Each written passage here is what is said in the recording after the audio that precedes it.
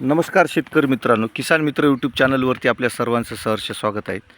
आज आपण पाहू शकतो की शेतकरी मित्रांनो, आपल्या शेतकरी मित्रांची ही एक आपली हळद या पिकाची पीक पाहणी आपण पाहत आहोत. आता काढणीची हार्वेस्टिंगची वेळ झाली आहे आणि शेतकरी मित्रांनो आता अशा पद्धतीनं अशा अवस्थेमध्ये जो बंडा निघालेला आहे. तर शेतकरी मित्रांनो आता हे पाहू शकता ही पूर्ण माळरानाची जमीन आहे आणि समोरच हा आपल्याला एक पूर्ण माळ कोरलेली जमीन आहे आणि मुरमाड आणि आपण बऱ्याच ठिकाणी म्हणतो की हलक्या स्वरूपाची जमीन. तर शेतकरी मित्रांनो, आपल्या शेतकरी मित्रांची आपण यशोगाथा यशस्वीरित्या तुमच्यापर्यंत पोहोचवतो. आणि हळद जी आहे हे खरं सोनं. तुम्हाला या हळदीचं माहिती आणि याच्याबद्दल लागणाऱ्या काही गोष्टी आहेत ते तुम्हाला तंत्रज्ञानाबरोबरच ज्ञानाची जोड पण चांगली पाहिजे ती, आणि त्याबरोबर मेहनतीची पण तुम्हाला चांगली याच्यामध्ये शिकस्त असणं गरजेचं महत्त्वाचं आहे. ह्या दोन्ही गोष्टी जर एकत्र आल्या तर शेतकरी मित्रांनो तुम्हाला उत्पन्न चांगल्या पद्धतीने होते. तर आपल्या आज शेतकरी मित्रांचे मनोगत तुम्हाला आपण सांगणार आहोत. आणि त्यांनी आपल्या पवनाग्रो ह्या कंपनीचे झाईम ग्रॅन्युअल पण हे खत वापरली बकेट आहे. तर आता आपण त्यांच्याकडून ह्या गोष्टीचा त्यांच्याकडून अनुभव आपण तुमच्यापर्यंत पोहोचू.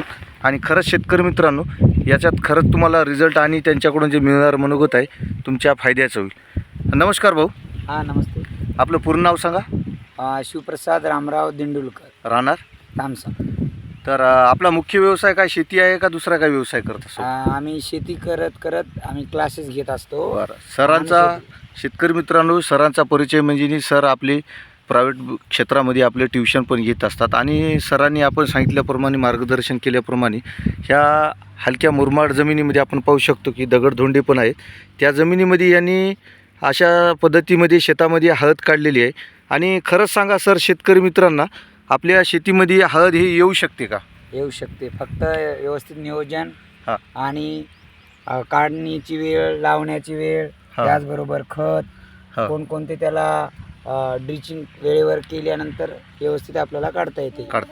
तर अपेक्षित तुम्हाला एकरी, आता हे 1 एकरचं क्षेत्र आहे, तर अपेक्षित तुम्हाला उत्पन्नाची काय याच्यात जाणीव होती अशी? आता आम्ही 20 क्विंटल हळदीचं बेणं ठेवलेलं आहे हां. लावण्यासाठी पुढे. आणि 2 एकरचं बेणं ठेवलेलं आहे 2 तुमच्याकडे? एकरचं बेणं ठेवलेलं आहे. आणि आम्हाला आता कच्ची हळद 120 क्विंटल ते 25 क्विंटल आहे. तर आमचा हिशोब शिजवून वगैरे 30 क्विंटल आम्हाला हळद होईल. 30 क्विंटलपर्यंत कच्च्या हळदीचं तुम्हाला वाळवल्यानंतर समजा उत्पन्न होईल समजा शिजवून 30 क्विंटलपर्यंत आम्हाला उत्पन्न होऊ शकतं. बरं. आता हे तुम्ही बेणं कच्च्या हळदीचं काय भावाने देणार? आता जर आम्हाला हे बेणं द्यायचं राहिलं तर आम्हाला 5,000 रुपयानं बेणं द्यायचं आहे. बरं. आता काही आज आमच्याकडून आणि जर आमचा व्हिडिओ वगैरे जर पाहून आले शेतकरी 4,500 ते 5,000च्या मध्ये देऊ शकता डिस्काउंट त्यांना? लगेच उद्या पण आलं तर, कारण की आम्हाला परवाच्या दिवशी हळदी उकडून टाकायची आहे. ठीक आहे. तर शेतकरी मित्रांनो सरांचा आता नंबर घ्या तुम्ही. सर एकदा मोठ्या आवाजात तुमचा नंबर सांगा. 8378 000 530 हा माझा नंबर आहे. पाहिजे असेल तर आजचा दिवस आहे. तर शेतकरी मित्रांनो ही हळद आहे, व्हेरायटी प्युअर शेलम व्हेरायटी आहे. आणि तुम्ही पाहू शकता की जमीन पण हलकी मुरमाड जमीन आहे. आणि आता या जमिनीमध्ये आपण अशा पद्धतीनं हळद आलेली आहे. आणि शेतकरी मित्रांनी ज्या पद्धतीने सांगितलं तसं आपण नियोजन केलेलं आहे. तर तुम्ही आमच्या शेतकरी मित्रांना सांगा की आम्ही जसं तुम्हाला नियोजन सांगितलं पवनाग्रोच्या मार्फत आणि वारकड कृषी सेवा केंद्राच्या मार्फत, तुम्ही पुढच्या शेतकरी मित्रांना हा मार्गदर्शनाचा सल्ला चांगला राहील का कसा राहील? मार्गदर्शनाखाली व्यवस्थित कमी मेहनतीमध्ये व्यवस्थित नियोजनबद्ध केला हां. तर शेती ही परवडणारी आहे. परवडणारी आहे. शेतीला नियोजनबद्ध शेती करावी लागते. कमी मेहनतीमध्ये जास्तीत जास्त उत्पादन घेता येते. फक्त वारकड साहेबांनी जे औषधी वेळेवर द्याव्याच्या सांगितल्या, 1 महिना हळद लेट लावून अशी आहे हळद आमची. तर शेतकरी मित्रांनो आता आपण पाहू शकतो की बऱ्याच शेतकरी मित्रांचं म्हणणं असते की आमच्या हळद सडल्यात आणि नासलेल्या आहेत. तर शेतकरी मित्रांनो हा आहे बंडा. याला जसं आपण म्हणतो आम्ही याला जेट बंडा म्हणत असतो किंवा जेट गड्डा म्हणत असतो.